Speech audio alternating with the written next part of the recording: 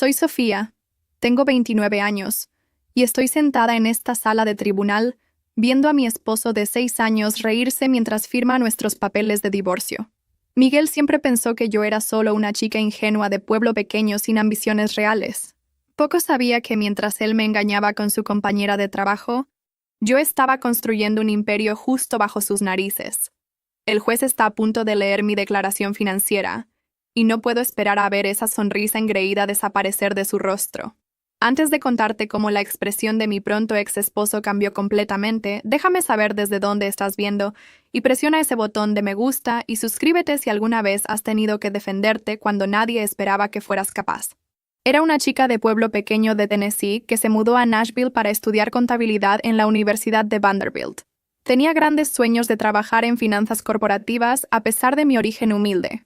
Mis padres siempre me habían enseñado el valor del trabajo duro y ahorrar dinero, lecciones que resultarían invaluables años después. Conocí a Miguel en una cafetería cerca del campus universitario. Estaba ahí estudiando para un examen de análisis financiero cuando él se acercó a mi mesa. Era un estudiante de Derecho de tercer año de una familia tradicional de abogados de Nashville, y irradiaba ese tipo de confianza que solo viene de nunca haber tenido que preocuparse por el dinero ni un solo día en su vida. Tienes potencial, solo necesitas la orientación correcta, fueron sus primeras palabras hacia mí, mirando mi libro de texto de contabilidad extendido sobre la mesa. En ese momento, pensé que era un cumplido. Ahora me doy cuenta de que fue tanto un insulto como una vista previa de toda nuestra relación. Parecía perfecto, ambicioso, encantador, exitoso, y aparentemente interesado en mí a pesar de mi trasfondo ordinario. Nuestro romance fue vertiginoso. Miguel me llevó a restaurantes que nunca podría costear, viajes de fin de semana a Gatlinburg, y me introdujo a un estilo de vida que solo había visto en películas. Pero desde el principio, constantemente estaba mejorando mis gustos y círculo social. Criticaba mi ropa de Target, sugería que me cortara el cabello de una manera más sofisticada, y hacía comentarios sutiles sobre que mis amigos de la universidad tenían una visión del mundo limitada. Estaba ganando un ingreso modesto trabajando medio tiempo como asistente de contabilidad en una firma pequeña. Amaba mi trabajo, los desafíos analíticos y la satisfacción de ver los números encajar perfectamente. Miguel, sin embargo, se refería a ello como mi trabajito, y frecuentemente sugería que ni siquiera necesitaba trabajar. ¿Por qué agotarte por centavos cuando puedo darte todo lo que necesitas?, decía, sin entender que mi carrera se trataba de más que dinero. Se trataba de mi identidad e independencia. Después de 18 meses de citas, me propuso matrimonio durante un fin de semana romántico en Gatlinburg. El anillo era deslumbrante, el champán caro y el momento perfectamente orquestado para máximo impacto. Varias personas en el restaurante incluso aplaudieron. Se sintió como un cuento de hadas, y dije que sí sin dudarlo. Nuestra boda fue una ceremonia íntima en Savannah, Georgia. Mi elección a pesar de la presión de su familia por algo más grandioso en Nashville. Mirando hacia atrás, me di cuenta de que esa fue una de las pocas veces que logré mantener mi posición contra las expectativas de la familia Hernández. Al menos fue en una ubicación respetable, aunque fuera simple, comentó su madre. Esperanza, con una sonrisa tensa que no llegaba a sus ojos. Ese fue mi primer sabor real de cómo su familia me veía, como alguien que no era lo suficientemente buena para su hijo. Después de nuestra luna de miel en el Caribe, nos mudamos a su casa en Belmed, uno de los vecindarios más exclusivos de Nashville. Todo era elegante, caro y frío, muy parecido a su familia. Traté de agregar toques personales, fotos, arte colorido, plantas, pero Miguel prefería la estética minimalista que mostraba riqueza en lugar de nuestra personalidad como pareja. Las primeras señales de problemas aparecieron en cuestión de meses. Miguel cuestionaba cada decisión de decoración que hacía, criticaba mi elección de amigos, y hacía comentarios sutiles sobre mi carrera. La contabilidad es tan común, dijo una vez después de conocer a algunos de mis colegas. Tienes el potencial para ser excepcional, pero lo estás desperdiciando en teneduría de libros para empresas que nadie conoce. Traté de encajar en su círculo social. Las esposas de otros abogados y ejecutivos que pasaban sus días comprando en spas o planeando eventos de caridad. Eran lo suficientemente agradables conmigo en persona, pero nunca me sentí verdaderamente aceptada. Escuché a una de ellas en una cena referirse a mí como el experimento de Miguel con la clase media. En lugar de defenderme, Miguel después sugirió que tratara más duro de encajar. Quizás actualizara mi guardarropa o tomara clases de tenis. Solo necesitan ver que estás haciendo un esfuerzo por adaptarte a nuestro estilo de vida, explicó, como si mi identidad fuera algo que moldear y corregir. Esos primeros años fueron una mezcla confusa de lujo y soledad. Ser bañada con regalos costosos mientras sentía que mi autoestima disminuía. Lentamente me estaba convirtiendo en lo que Miguel quería, una esposa trofeo que lo reflejara bien, mientras la mujer independiente y creativa que había sido se desvanecía. 2 años después de nuestro matrimonio, las tensiones que habían estado hirviendo bajo la superficie comenzaron a desbordarse. Miguel siempre había sido particular sobre nuestras finanzas, pero su comportamiento se volvió cada vez más controlador. A pesar de nuestras cuentas conjuntas, cuestionaba cada compra que hacía, mientras gastaba lujosamente en sí mismo sin discusión. ¿Realmente necesitabas otro conjunto de libros de desarrollo profesional? Preguntaba, examinando el estado de cuenta de la tarjeta de crédito. Son $150 que podrían haberse invertido. Mientras tanto, él no pensaba 2 veces en gastar miles en una nueva membresía de golf o relojes caros. Gradualmente, me encontré aislada de mis amigos y familia. Las visitas a mis padres en el pequeño pueblo de Tennessee se volvieron menos frecuentes porque Miguel siempre tenía una excusa. Un evento de trabajo, una cena con clientes, o simplemente que el Tennessee rural es demasiado provinciano para mi gusto. Mis amigos de la universidad dejaron de llamar después de que Miguel dejara claro que no eran lo suficientemente sofisticados para su hogar. Tu amiga Jessica preguntó si nuestro vino era de California. Se burló después de una cena que había organizado. Como si fuéramos a servir vino nacional a los invitados. Es vergonzoso, Sofía. Mi carrera, que una vez había sido fuente de orgullo, se convirtió en un campo de batalla constante. Cuando me ofrecieron una promoción a contadora senior, Miguel no fue comprensivo. ¿Vale la pena el modesto aumento de salario por las horas extra fuera de casa? Cuestionó. Estamos planeando formar una familia pronto, ¿recuerdas? Esto era noticia para mí. Siempre que mencionaba tener hijos, él siempre decía que el momento no era el correcto. Fue por esta época que descubrí mi pasión por la consultoría financiera. La firma donde trabajaba estaba expandiendo sus servicios, y me ofrecí como voluntaria para aprender los aspectos de asesoría y planificación estratégica. Descubrí que tenía un talento natural para entender patrones de inversión y crear estrategias financieras que entregaran resultados reales. Emocionada por esta nueva dirección, compartí mi idea de eventualmente comenzar mi propia firma boutique de consultoría financiera con Miguel. Su respuesta fue devastadora. Sofía, sé realista. Comenzar un negocio requiere perspicacia comercial, que no es exactamente tu fuerte. Además, la mayoría de los pequeños negocios fallan dentro del primer año. ¿Por qué arriesgar lo que tenemos? Nuestros enfoques del dinero destacaban nuestras diferencias fundamentales. Miguel creía en el consumo conspicuo, la dirección correcta, el auto correcto, los lugares de vacaciones correctos, todo para mantener una imagen de éxito. Yo, con mi crianza de clase media, creía en ahorrar, invertir sabiamente y encontrar valor en lugar de solo etiquetas de precio alto.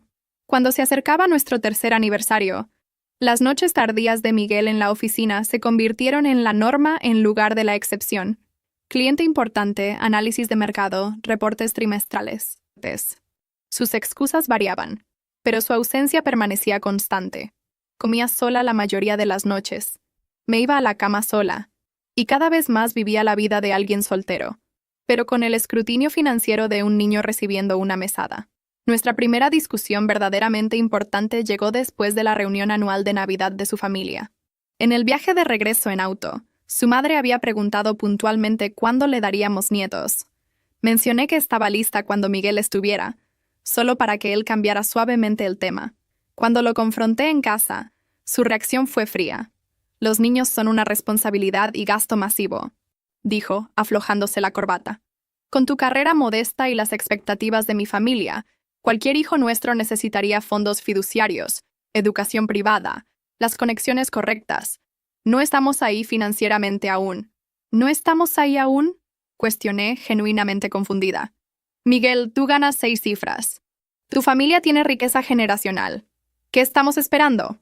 Su respuesta fue reveladora. Mi dinero no es el problema. Tú aún no te has establecido apropiadamente. ¿Qué contribuirías al futuro de un niño? El dolor de sus palabras se enquistó por días. Su actitud desdeñosa hacia mi carrera, insignificante, llamó a mi salario durante otra discusión. Solidificó algo en mí.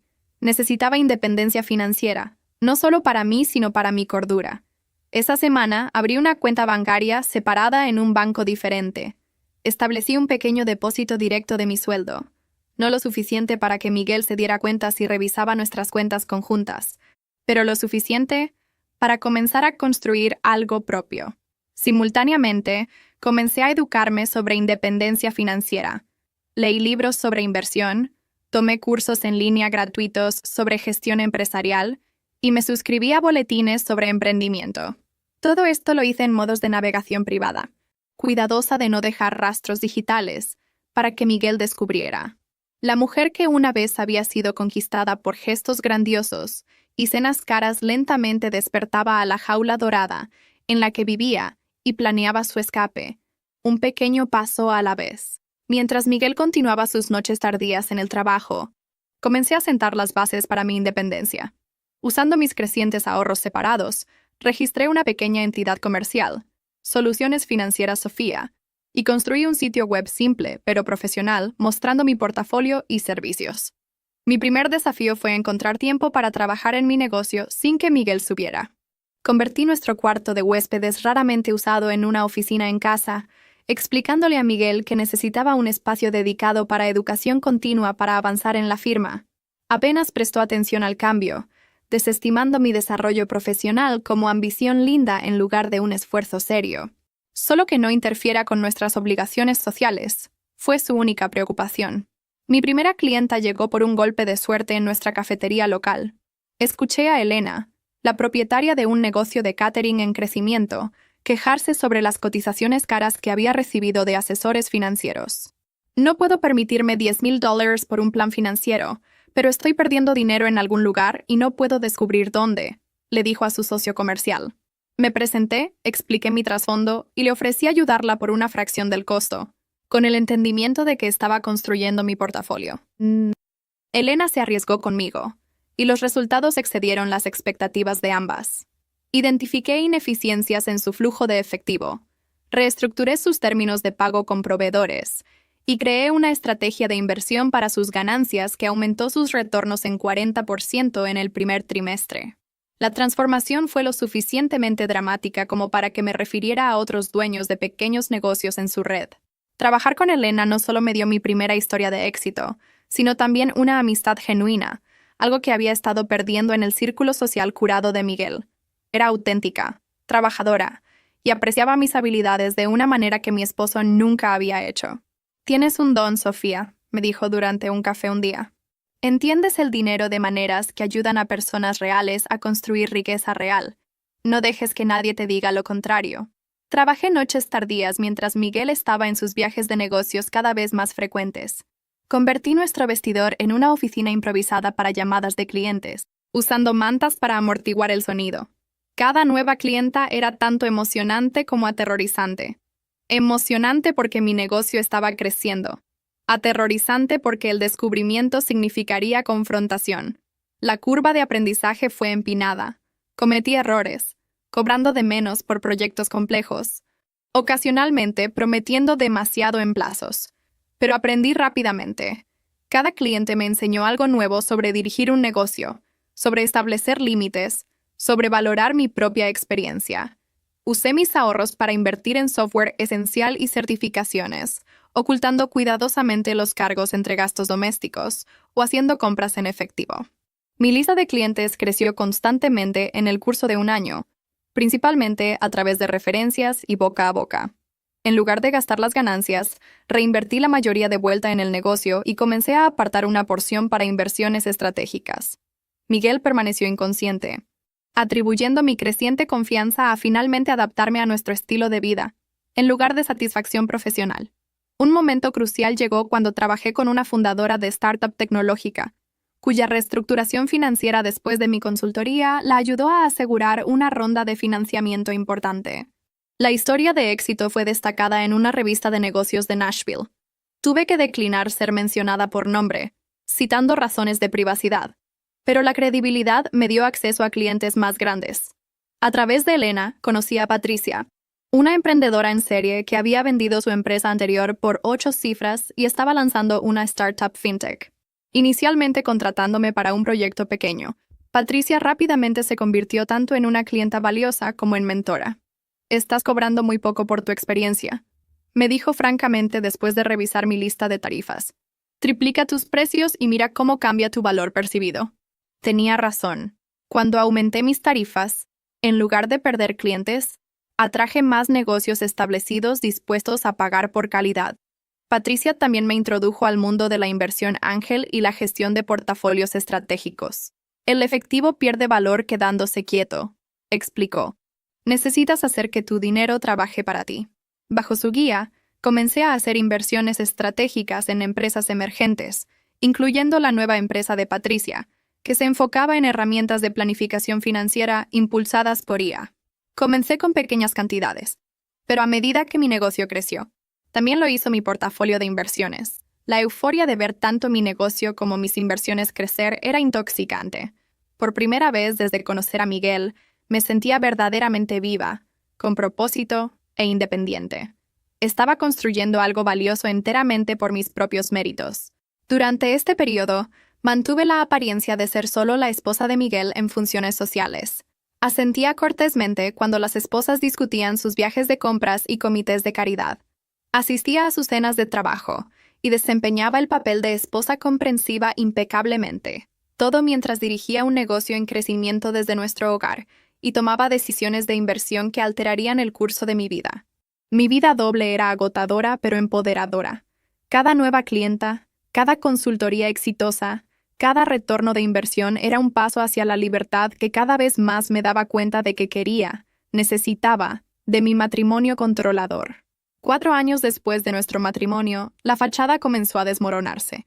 Comenzó con un mensaje de texto que apareció en el teléfono de Miguel mientras él estaba en la ducha, una vista previa visible en su pantalla de bloqueo de alguien llamado A, que decía: «¿Ya me extrañas? Anoche fue».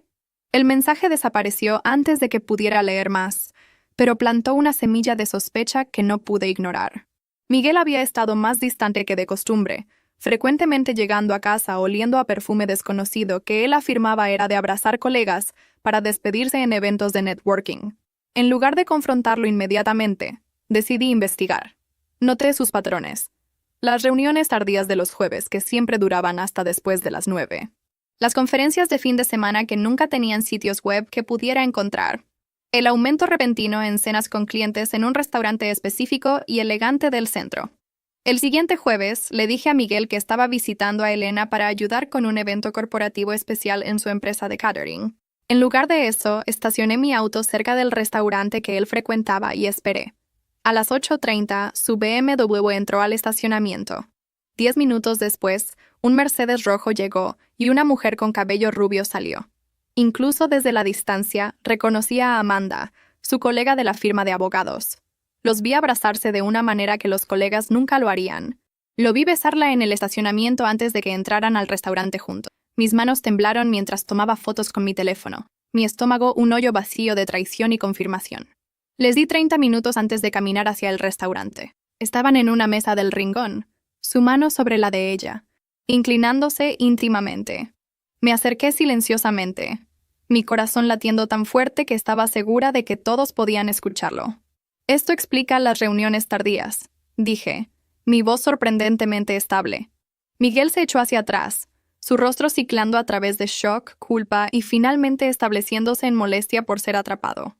Amanda tuvo la decencia de verse avergonzada, recogiendo su cartera y murmurando algo sobre usar el baño. «Sofía, esto no es lo que parece», comenzó Miguel, usando el mismo tono suave que empleaba con clientes difíciles.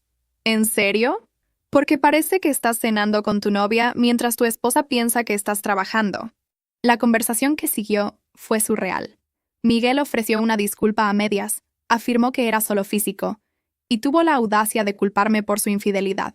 «¿Has estado tan envuelta en tus pequeños proyectos de contabilidad?», dijo, bajando la voz mientras los comensales vecinos comenzaron a notar nuestra tensión. Te has vuelto aburrida, Sofía, sin ambición. ¿Cuándo fue la última vez que hiciste un esfuerzo en nuestro matrimonio? Dejé el restaurante sola, manejando sin rumbo por horas antes de regresar a casa. Miguel regresó pasada la medianoche, ofreciendo promesas de terminar el affair, sugiriendo consejería, incluso proponiendo una segunda luna de miel. Por razones que no entendí completamente entonces, fingí considerar la reconciliación. Necesito tiempo, le dije, lo cual no era mentira. Necesitaba tiempo, no para perdonarlo, sino para planear mis próximos pasos. Las semanas que siguieron fueron una clase magistral en engaño de ambas partes. Miguel se volvió temporalmente atento, trayendo flores, sugiriendo citas nocturnas mientras yo comenzaba a consultar con abogados de divorcio durante mis supuestas reuniones con clientes. Rebecca, una formidable abogada de divorcio recomendada por Patricia, expuso la realidad de mi situación. Tennessee es un estado de distribución equitativa, explicó.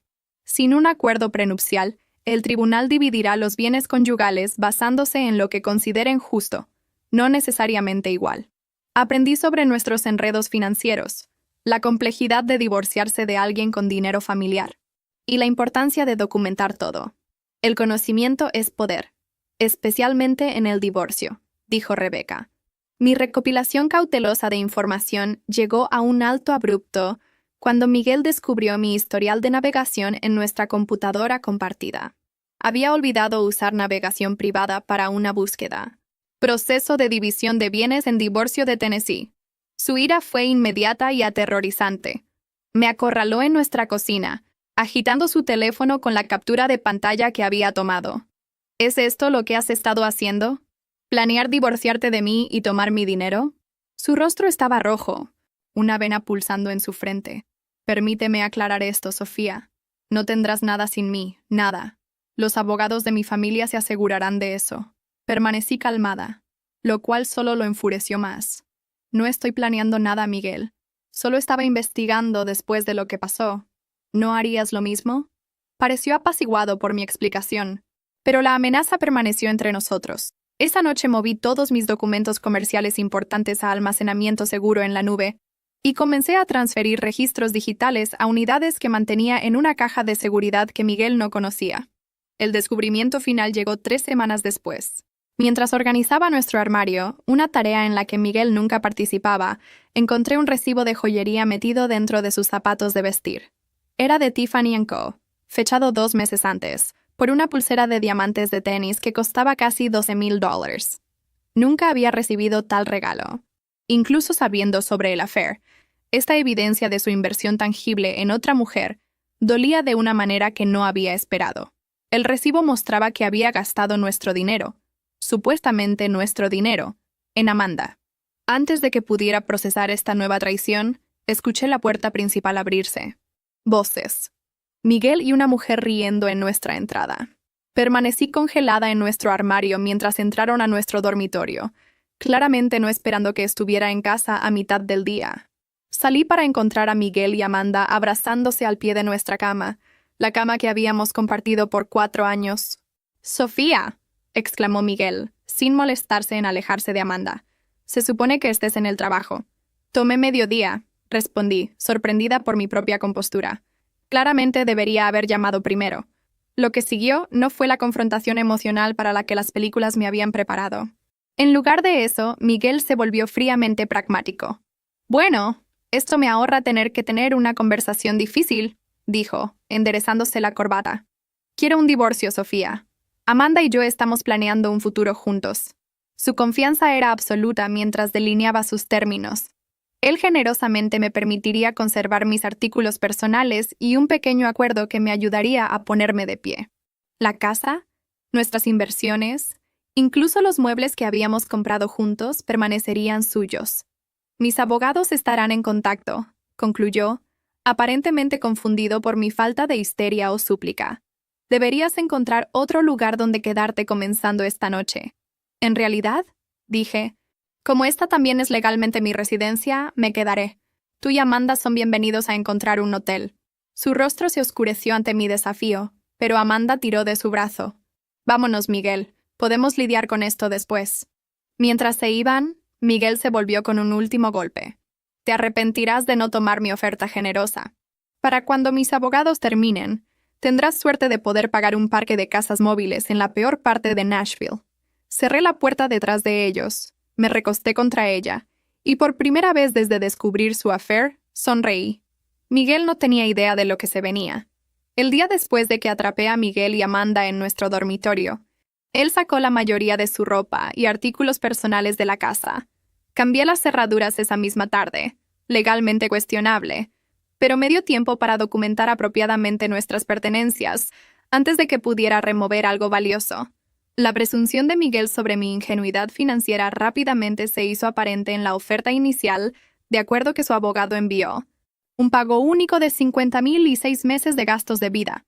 A cambio, no haría reclamos sobre ninguno de nuestros otros bienes, incluyendo la casa que había ayudado a amueblar y mantener por 4 años. Está probando las aguas, explicó Rebecca cuando le mostré la oferta. Está asumiendo que no conoces tus derechos o el verdadero alcance de tus bienes conyugales. Con la orientación de Rebecca, rechacé formalmente la oferta y comencé el proceso de descubrimiento financiero, un mecanismo legal que requiere que ambas partes divulguen todos los activos y pasivos. La respuesta de Miguel fue hacer que su abogado demorara y ofuscara en cada momento. Esta es una táctica estándar, me aseguró Rebecca. Están esperando agotar tus recursos y paciencia hasta que aceptes menos de lo que mereces. Lo que Miguel no se daba cuenta era que no dependía de sus divulgaciones. Había estado rastreando nuestras finanzas conjuntas meticulosamente por años, incluyendo cuentas que él pensaba que yo no conocía. Más importante, tenía mis propios recursos crecientes de los que él no sabía nada. Después de consideración cuidadosa y consulta con Rebecca, tomamos una decisión estratégica. Yo retendría temporalmente el verdadero alcance de mi negocio e inversiones durante las fases iniciales de negociación. La ley de Tennessee generalmente consideraba que los negocios comenzados durante el matrimonio eran propiedad conyugal, pero Rebecca identificó una excepción potencial basada en el hecho de que Miguel había desalentado activamente mi negocio y no proporcionó apoyo, financiero o de otro tipo, en su creación. Revelaremos todo en el momento correcto, me aseguró. Pero por ahora, dejemos que crea su propia narrativa sobre ti. Mientras el proceso legal avanzaba lentamente, Miguel lanzó una ofensiva social. Los amigos mutuos comenzaron a evitar mis llamadas. Las invitaciones a eventos sociales se secaron. Incluso nuestros vecinos, que siempre habían sido amigables, se volvieron fríamente profesionales. Después supe que Miguel había estado esparciendo una narrativa de que yo lo había engañado, que estaba mentalmente inestable, y que él se estaba divorciando de mí a pesar de sus mejores esfuerzos por salvar nuestro matrimonio. En los círculos donde el nombre de su familia tenía peso, su versión de los eventos fue aceptada sin cuestionamiento. El dolor de este exilio social fue inesperadamente agudo. Personas con las que había compartido días festivos, celebrado hitos, compartido confidencias, todas desaparecieron de mi vida basándose en las mentiras de Miguel, todas excepto Elena y Patricia, que nunca vacilaron en su apoyo. Las personas que creen chismes sin escuchar ambos lados no valen tu energía, me dijo Elena sobre pasteles de emergencia en su cocina de catering después de un día particularmente difícil. Concéntrate en construir tu nueva vida, no en lamentar la antigua. Los intentos de Miguel de intimidarme escalaron cuando se dio cuenta de que no iba a aceptar silenciosamente sus términos. Hubo llamadas telefónicas nocturnas con amenazas apenas veladas sobre asegurarme de que nunca trabajes en esta ciudad otra vez, e incluso una sugerencia de que reportaría mi negocio por irregularidades fiscales. Una amenaza vacía, ya que mis finanzas comerciales estaban meticulosamente documentadas. Su familia se unió a la campaña de presión. Su madre Esperanza llamó para razonar conmigo. Siempre supimos que no eras la correcta para Miguel, dijo, su voz goteando con descendencia. Pero te aceptamos porque él te eligió. No hagas esto difícil, Sofía. Toma lo que se está ofreciendo y sigue adelante con dignidad. Mantuve mi compostura a través de todo, una habilidad que había perfeccionado durante años de soportar menosprecios sutiles en las reuniones familiares de los Hernández. Gracias por tu preocupación, Esperanza. Me guiaré por el consejo de mi abogada. La sobreconfianza de Miguel comenzó a trabajar en su contra. Creyendo que no tenía recursos para pelear una batalla legal prolongada, cometió varios errores críticos.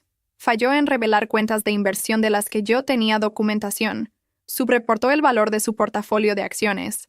Afirmó que ciertos activos eran propiedad separada cuando habían sido claramente comprados con fondos conyugales.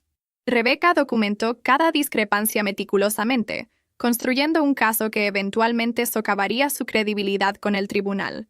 Mientras tanto, mi empresa experimentó crecimiento exponencial durante el periodo de separación. Un plan de reestructuración financiera que diseñé para una cadena regional de restaurantes los ayudó a evitar la bancarrota y triplicar sus ganancias, llevando a características en publicaciones de la industria. Tuve que declinar entrevistas, citando razones personales, pero el reconocimiento profesional trajo una avalancha de nuevos clientes. El gran avance llegó cuando aseguré un contrato con una cadena nacional de retail para reformar toda su estrategia financiera. Un trato de 6 cifras que transformó mi negocio de exitoso a excepcional. Contraté 4 empleados, renté un espacio de oficina profesional en el centro de Nashville y comencé a rechazar clientes cuyos valores no se alineaban con la misión de mi empresa. Todo esto pasó mientras Miguel y su equipo legal continuaban caracterizándome como una tenedora de libros en apuros, dependiente del apoyo de su esposo. Su percepción de mí como la chica ingenua de pueblo pequeño deslumbrada por su riqueza se había calcificado al punto donde no podía concebir mi éxito independiente de él. Durante este tiempo, Patricia me introdujo a un grupo de inversionistas ángel, buscando financiar startups fintech prometedoras. Mi combinación de experiencia financiera práctica y visión tecnológica los impresionó lo suficiente para ofrecer financiamiento semilla para una aplicación revolucionaria de planificación financiera que había estado desarrollando. La aplicación, que usaba IA para proporcionar consejo financiero personalizado para pequeños negocios e individuos, se lanzó en beta con una respuesta positiva abrumadora. En 6 meses, teníamos 50,000 usuarios y estábamos recibiendo ofertas de adquisición de instituciones financieras importantes. También hice inversiones estratégicas en varias otras startups, aprovechando mi red y experiencia financiera para identificar empresas con potencial de crecimiento excepcional. Mi portafolio se diversificó a través de tecnología, bienes raíces y mercados emergentes, todo cuidadosamente manejado para maximizar retornos mientras minimizaba riesgo. La noche antes de nuestra fecha final en tribunal, me senté sola en la casa que nunca se había sentido como hogar, reflexionando sobre mi viaje. 4 años antes había estado tan ansiosa por complacer a Miguel que había comenzado a perderme a mí misma. Su traición, dolorosa como fue, me había forzado a redescubrir mi fuerza, ambición y valor. Empaqué una pequeña bolsa de viaje. Independientemente de la decisión del juez, había decidido que no pasaría otra noche en el espacio donde mi matrimonio se había desmoronado. Mi nuevo apartamento penthouse estaba listo, comprado a través de una LLC de la que Miguel no sabía nada, amueblado con piezas que había elegido por su belleza y comodidad en lugar de su valor de estatus. Mientras cerraba la cremallera de la bolsa, mi teléfono sonó con un texto de Patricia. «Recuerda quién eres mañana, no quién él trató de hacerte ser». Con esas palabras en mi corazón, me preparé para enfrentar el acto final de mi matrimonio con Miguel. La mañana de nuestra fecha en tribunal amaneció clara y fresca. Me vestí con un traje azul marino, conservador pero confiado, con una sola pieza de joyería, un pequeño colgante de diamante que Elena y Patricia me habían dado para marcar el 2º aniversario de mi negocio. Tu diamante de independencia, lo habían llamado. Llegué al juzgado 30 minutos temprano, como Rebecca había aconsejado. Miguel ya estaba ahí, viéndose caro en un traje gris carbón hecho a medida. Su abogado David a su lado. David era socio senior en una de las firmas legales más prestigiosas de Nashville y tenía reputación por acuerdos de divorcio agresivos que favorecían a clientes adinerados. Miguel sonrió con suficiencia cuando me vio, inclinándose para susurrar algo a David que hizo reír a ambos hombres. Su confianza era palpable. Creía que esto era meramente una formalidad antes de su victoria inevitable. Rebecca llegó momentos después, impecable en un traje borgoña que resaltaba contra los colores apagados del juzgado. A diferencia de David con su equipo de asociados junior, Rebecca trabajaba con precisión y propósito, irradiando una competencia silenciosa que me había tranquilizado desde nuestra primera reunión. ¿Lista?, preguntó, su expresión no revelando nada a ojos observadores. «Más que lista», respondí. La sala del tribunal de la jueza Catherine Williams era intimidante en su austeridad. La jueza misma, Una mujer en sus 50 con cabello plateado y ojos penetrantes. Tenía reputación por justicia, pero poca paciencia para juegos o exhibiciones emocionales. Cuando comenzaron los procedimientos, Miguel puso una actuación digna de un Oscar. Su testimonio lo pintó como el esposo devoto que había apoyado las ambiciones de carrera modestas de su esposa, solo para ser repagado con ingratitud y demandas irrazonables en el divorcio. Solo quiero una resolución justa. Su honor, dijo, su voz modulada para transmitir decepción razonable. He ofrecido a la señora Sofía un acuerdo generoso que le permitiría mantener un estilo de vida cómodo mientras reconstruye su carrera. David presentó su caso para la división de activos, destacando la riqueza familiar de Miguel como propiedad separada, minimizando mis contribuciones a nuestros activos conyugales y sugiriendo que la casa, comprada principalmente con sus ganancias, debería permanecer como su propiedad. Durante toda su presentación, mantuve mi compostura, ni reaccionando a las fabricaciones de Miguel ni revelando mis emociones. La jueza Williams ocasionalmente me miraba, su expresión inescrutable. Cuando llegó el momento de firmar el decreto inicial de divorcio, separando nuestro estado conyugal, mientras los asuntos financieros se finalizaban, Miguel hizo un espectáculo de ello. Firmó con flourish, una risa escapando de sus labios mientras tapó su pluma Montblanc. Mientras regresaba a su asiento, pasó lo suficientemente cerca para disfrutar volviendo a la granja de tus padres. La presentación de Rebecca comenzó metódicamente, su enfoque un contraste marcado con los argumentos teatrales de David. Presentó evidencia de los engaños financieros de Miguel durante nuestro matrimonio, las cuentas ocultas, el gasto lujoso en Amanda, el patrón de control financiero. Su honor, dijo Rebecca. El señor Miguel no ha sido honesto sobre el alcance completo de los activos conyugales como requiere la ley de Tennessee.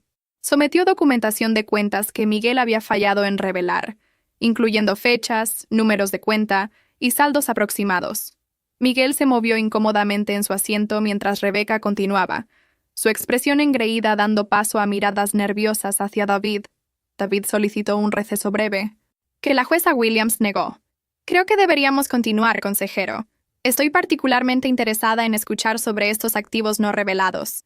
La atmósfera en la sala del tribunal se tensó mientras Rebecca metódicamente desmanteló los engaños financieros de Miguel.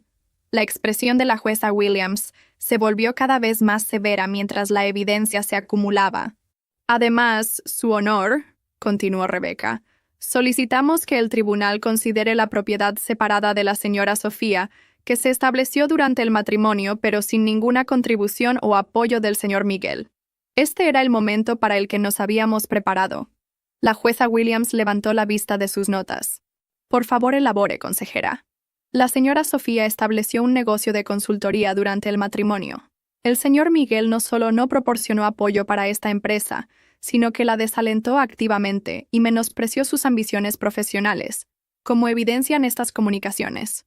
Rebecca presentó emails y mensajes de texto, donde Miguel había desestimado mi negocio como un pasatiempo y desalentado mis metas emprendedoras. La jueza Williams revisó los documentos cuidadosamente antes de dirigirse a mí directamente por primera vez. Señora Sofía, el tribunal requiere divulgación financiera completa de ambas partes. ¿Ha sometido información completa sobre esta empresa comercial? Aún no. Su honor, respondí como habíamos planeado. Mi declaración financiera completa está lista para sometimiento hoy. Rebecca entregó al secretario del tribunal un sobre sellado conteniendo mi divulgación financiera completa, el documento que habíamos estratégicamente retenido hasta este momento. Solicito que el tribunal revise la declaración financiera de la señora Sofía antes de hacer cualquier determinación sobre división de activos, dijo Rebecca. La jueza Williams asintió y abrió el sobre. La sala del tribunal cayó en silencio mientras ella leía, las cejas alzándose ligeramente, la única indicación de sorpresa de la jueza por lo demás compuesta. Después de lo que se sintió como una eternidad, la jueza Williams levantó la vista. Para el récord, leeré el resumen de los activos de la señora Sofía. Mi corazón latía fuerte mientras comenzaba a leer. Soluciones financieras. Sofía, una firma de consultoría financiera establecida hace 3 años. Valuación actual basada en ingresos, contratos y propiedad intelectual. 2.100.000. La cabeza de Miguel se volteó bruscamente, su expresión de incredulidad casi cómica. Portafolio de inversiones, incluyendo acciones de tecnología, Bienes raíces e inversiones en startups, 1.900.000. Miguel agarró la mesa, sus nudillos blancos. Propiedades de bienes raíces, 2 propiedades compradas en los últimos 18 meses, valuadas en 1.200.000. Para este punto, Miguel se veía físicamente enfermo. Su rostro se había drenado de color, su cuerpo rígido de shock. Junto a él, David susurraba frenéticamente, pero Miguel parecía incapaz de procesar lo que estaba escuchando. Total de activos revelados, 5.200.000, concluyó la jueza Williams. La sala del tribunal permaneció silenciosa. Miguel me miró como si viera a una extraña. En ese momento, no sentí triunfo, ni vindicación, solo un alivio profundo de que la verdad finalmente estuviera en récord. La jueza Williams rompió el silencio. Señor Miguel, ¿desea revisar cualquiera de sus declaraciones previas respecto a la dependencia financiera de la señora Sofía de usted? Miguel parecía incapaz de hablar. David se levantó rápidamente. Su honor. No estábamos conscientes de estos activos. Sostenemos que como fueron adquiridos durante el matrimonio, el señor Miguel tiene derecho a una porción equitativa. Rebeca estaba preparada para este argumento. Su honor. Dirigimos la atención del tribunal al acuerdo prenupcial firmado por ambas partes antes del matrimonio, específicamente la cláusula 15. Este era nuestro AES. Cuando revisamos nuestro prenup años después de firmarlo, Rebeca había descubierto una cláusula que los propios abogados de Miguel habían incluido. Cualquier empresa comercial creada por cualquier cónyuge durante el matrimonio, sin inversión de capital del otro cónyuge, permanecerá como propiedad separada en caso de divorcio. La cláusula probablemente fue incluida para proteger las empresas potenciales del señor Miguel, explicó Rebeca. Sin embargo, el lenguaje se aplica igualmente al negocio de la señora Sofía, que ella construyó sin ninguna contribución financiera del señor Miguel. La jueza Williams revisó el acuerdo prenupcial, asintiendo lentamente. El lenguaje es efectivamente claro. Señora Torres, por favor, continúe. Rebeca delineó cómo había construido mi negocio desde cero, usando mis propios ahorros y reinvirtiendo ganancias, todo mientras Miguel desalentaba activamente mis esfuerzos. Presentó declaraciones de clientes y mentores atestiguando mi trabajo independiente y perspicacia comercial. Durante toda la presentación de Rebeca, observé a Miguel, el hombre que se había reído mientras firmaba nuestros papeles de divorcio solo horas antes, ahora sentado congelado. Su comportamiento confiado se había hecho pedazos. Amanda, que había estado sentada en la galería, se escabulló de la sala del tribunal, su expresión inescrutable. La jueza Williams tomó 20 minutos para revisar todos los documentos antes de entregar su fallo. Cuando regresó, su decisión fue clara. Basándose en la evidencia presentada y los términos del acuerdo prenupcial, el tribunal encuentra que Soluciones Financieras Sofía y el portafolio de inversiones resultante constituyen propiedad separada perteneciente únicamente a la señora Sofía. Miguel hizo un sonido estrangulado, algo entre un jadeo y una protesta.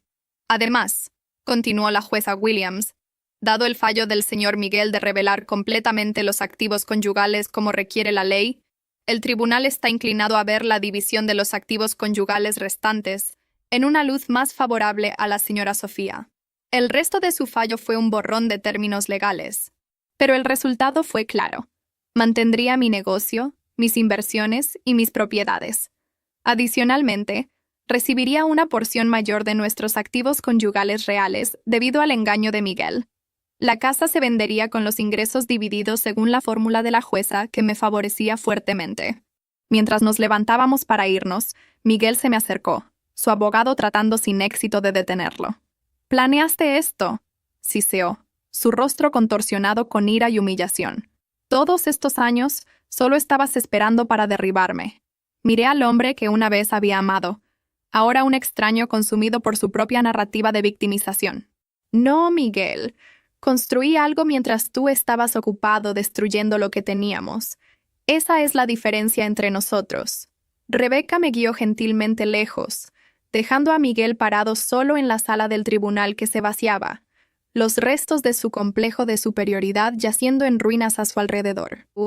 Salir de ese juzgado ese día se sintió menos como una victoria y más como liberación.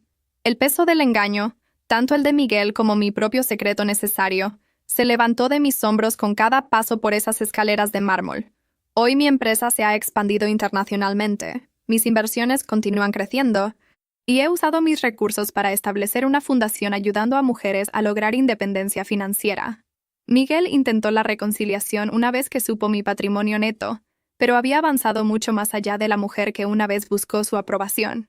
Si estás viendo esto y enfrentando tu propia encrucijada de subestimación o traición, recuerda que a veces lo que parece un final es en realidad un comienzo disfrazado. Tu valor no está determinado por la incapacidad de alguien más de verlo. ¿Alguna vez has tenido a alguien que te subestimó solo para probarles espectacularmente que estaban equivocados? Comparte tu historia en los comentarios abajo. Y si esto resonó contigo, por favor dale me gusta, suscríbete y comparte con alguien que podría necesitar escuchar que su valor no está definido por la percepción de alguien más. Gracias por escuchar mi viaje. Y recuerda, a veces perder lo que pensabas que querías te lleva directamente a lo que verdaderamente mereces.